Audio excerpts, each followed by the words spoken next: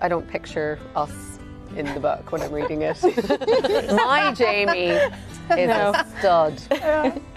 My Jamie looks a lot more like me. What I think we do really beautifully is show a couple balanced and equally enjoying each other. He holds quite a lot against Jamie still for having beaten him nearly death and selling him to the Mohawk.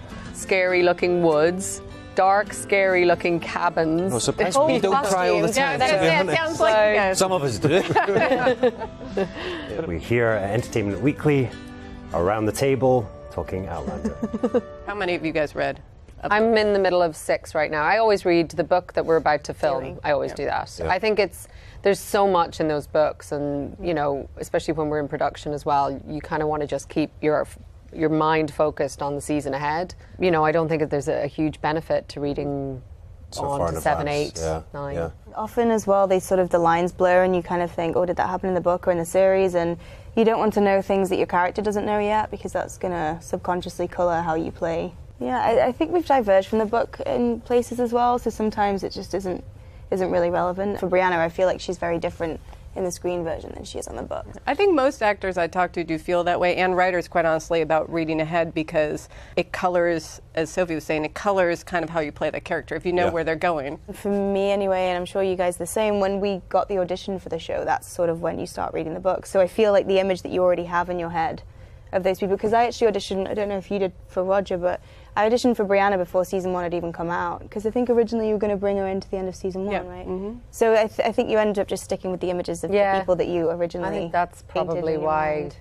because I obviously read the book and before I even knew I had the job, so... Jamie's quite handsome in Katrina. My Jamie is a stud. My Jamie looks a lot more like me.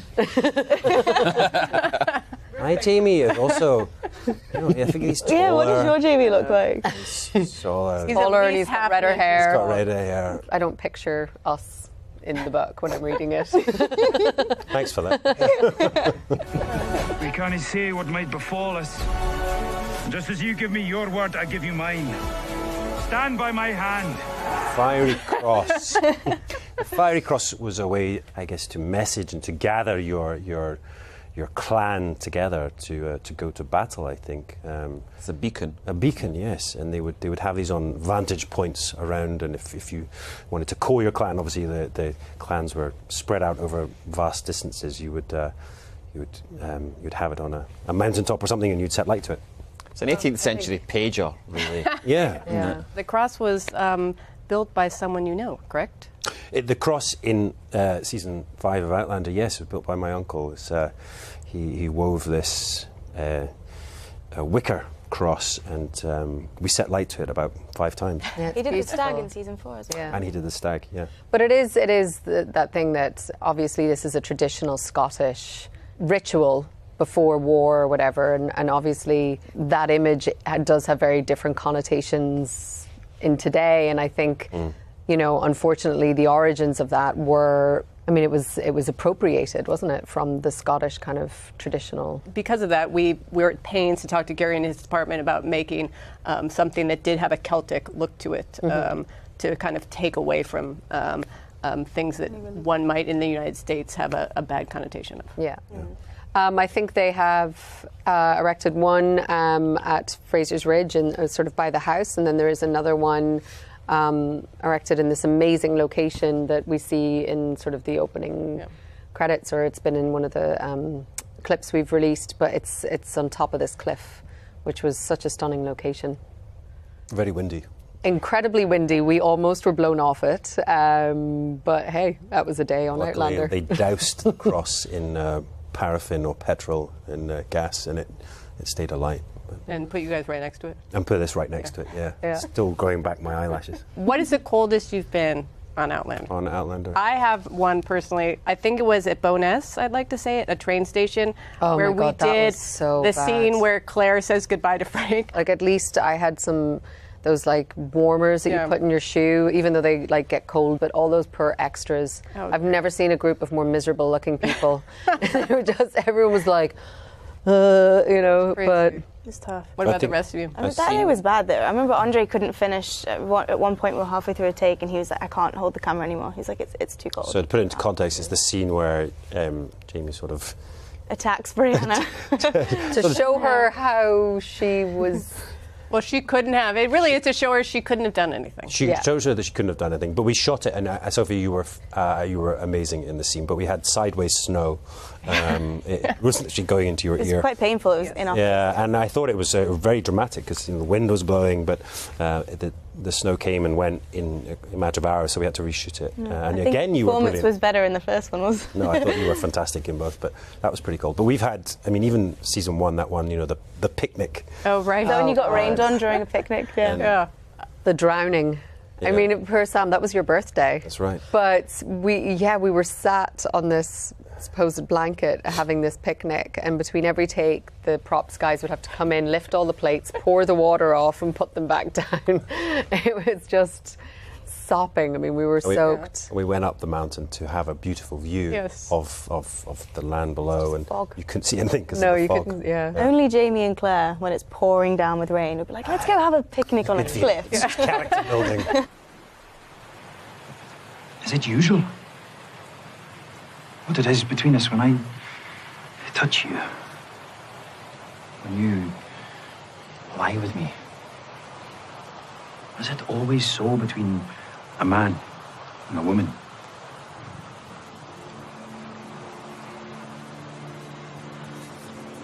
But you really, I think the interesting thing about Roger is he's a historian actually living history, which most people would think is like the most fabulous thing ever. But I think for It renders him Roger, defunct. I think unfortunately he doesn't have a skill set that fits in this time. Like you say, he's not very well equipped to be living in the time that he's in. He's out of place, he's out of time. And I think that's very much a part of his journey through season 5, is obviously developing a stronger relationship with Jamie, aka King of Men, developing the skill set that he needs to survive and provide for his family, and also be of worth to the Ridge and to the family there. He does have a different skill set, and actually in his own way is kind of does things, when he does do them, use his own skills, that he actually is quite successful. It's just not in Jamie's unconventional. Yes. Yeah.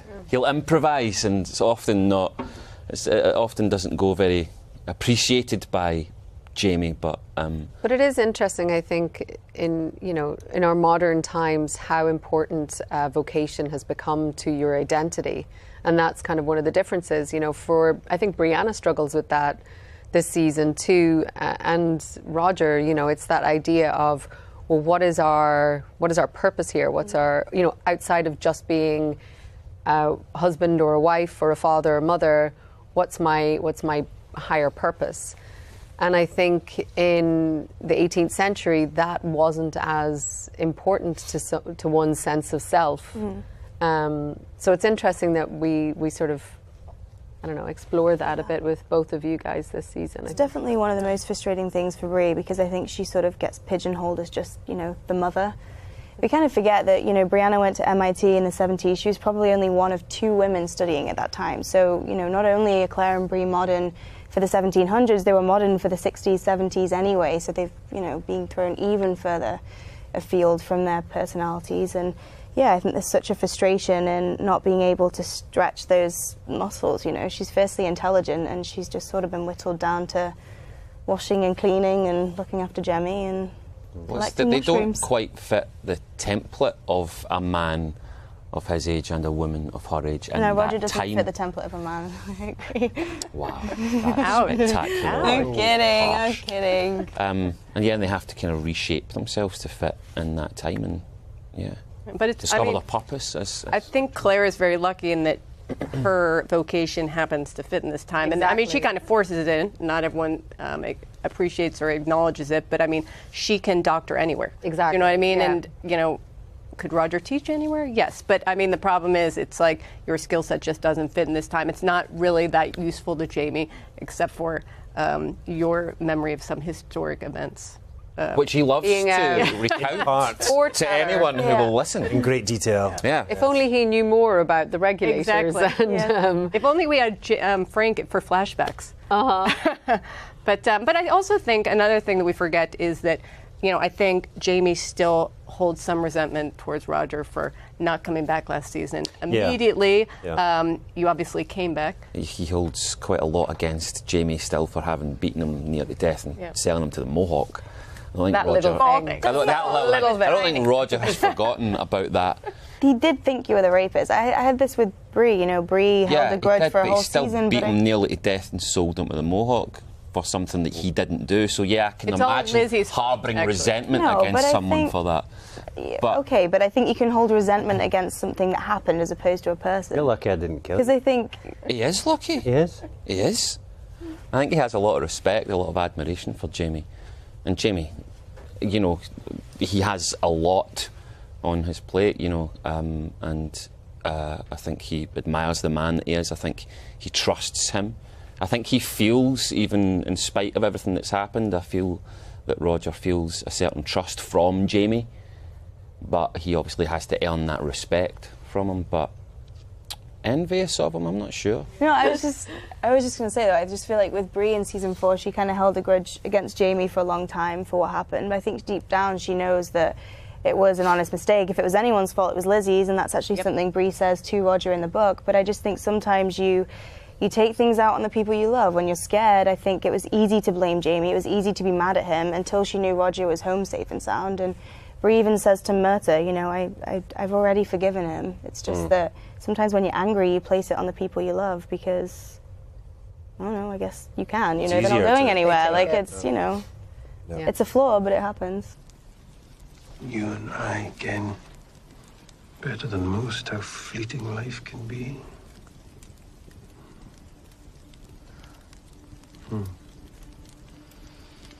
I think a lot of typical sex scenes on TV were very much showing the female body, and it was all. I mean, generally, it is very much, We look at Game of Thrones. Did that very, very much. And it's generally through the pleasure of the man, the male's experience, and all of that. And I think we do, rather than just being solely a female gaze, what I think we do really beautifully is show a couple balanced and equally appreciating and enjoying each other, and we tell it from both perspectives. And I think that that's what's been unique about our show, is that we give equal time to each half of these couples, and it's important, to show female pleasure, to show male pleasure, to show both. But I think, as much as we can all agree that sort of this objectification of women, typically by men, has not been the greatest thing for women, I think we also have to be careful that we don't become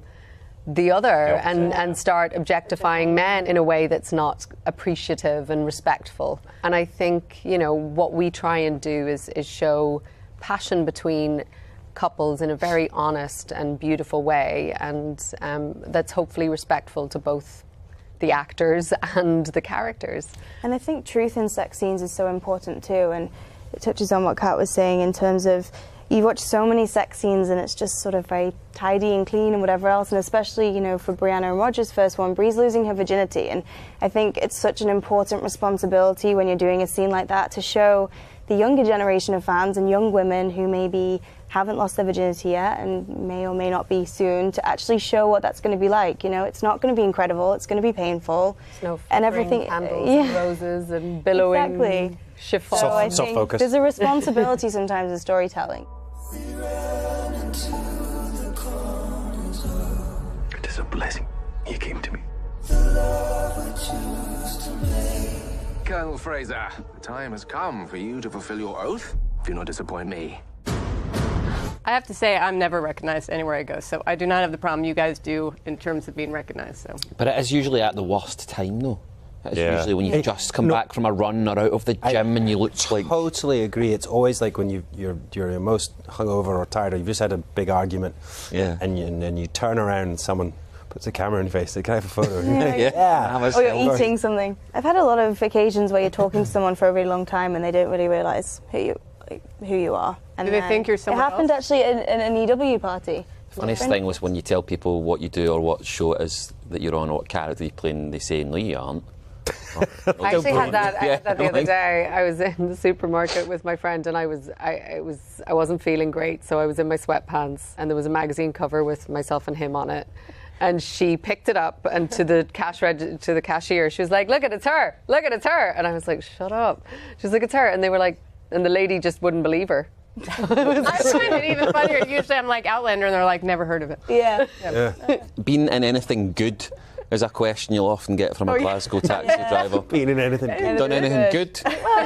Well, I mean, I like to think so. I think generally speaking, there are a lot of characters that hopefully everybody loves coming back this season, and some that people don't love coming back this season. I think, that will be Or love Don't speak good for about people to yourself see.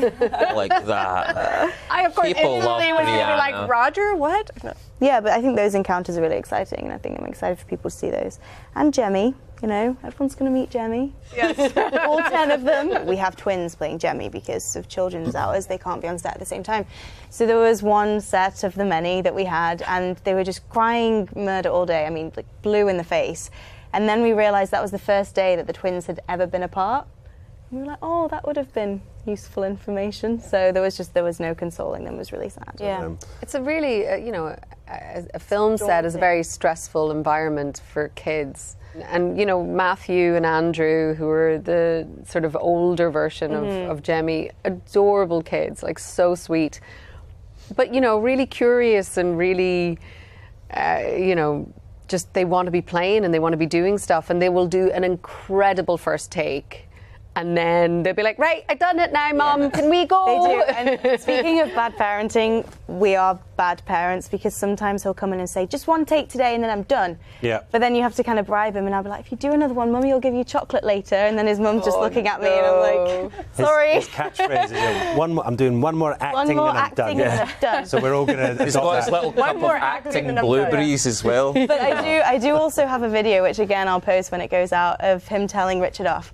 He's like, you must be nice to Sophie, stop being mean. And I'm But like, I've been told thank you, off buddy, you're by well Matthew trained. and Andrew so many times. You remember the day? Oh, I felt so that bad was for I kept you. having There to was say, a "I'm scene so where sorry." Roger has to shout Yes. while the kid is in the scene, and Matthew is like got so upset that Richard shouted, and then he was, don't you shout at me again, you're bad. It was really And it was just really sad. And then I had to do it again. Yeah. And it was like I'd betrayed his So trust. sweet. We did have one Jemmy who was always perfect, and then as soon as you say action, he'd just cry and cry and cry, and then as soon as you'd yell cut, he'd be like, okay, I'm done But with my also crying now. And we I think film it's the in tension you feel. dark, scary-looking woods, dark, scary-looking cabins. No surprise, Cold we don't cry all the costumes. time. Yeah, to be that honest. sounds like Some of us do.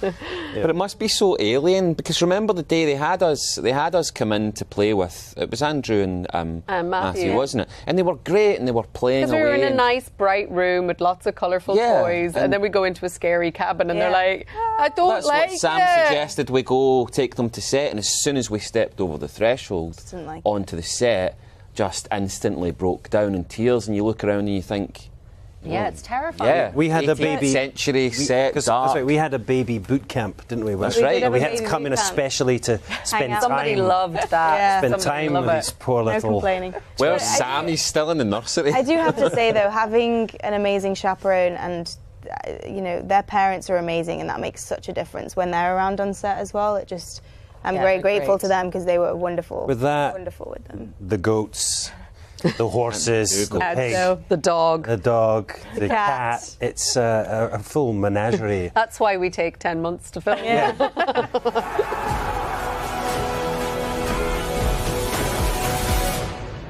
What kind of world is this? The only world. No, it isn't. what are you most looking forward for people seeing, or what scene is your favorite, or what scene are you most looking forward to? I think generally it's as an actor, it's the most challenging material you're given, or when you feel like you really get to stretch yourself. And I feel like towards the end of the season, Claire has a very strong storyline as well. I'm excited personally to see it, and I'm excited for everyone else to see it. For me, just going back there, I think in the trailer you see Jamie's red coat. He's on the side of the British, and I think that is a really interesting storyline. He's been pitched up against the regulators, obviously led by his godfather, Murtagh. So I think it puts him in a very sticky situation, and that whole storyline obviously isn't part of the books, but I think it's a really fantastic one that the writers have drawn and fleshed out. And I think I'm excited for the fans to see that one. Episode 10, there's some big stuff for Bree. I think I'm excited for people to see that. I know we're being really vague, aren't we? All of it. We're excited for people to see all of it. This is EW's Round the Table series. We're the cast of Outlander. Check us out on Stars, February 16th.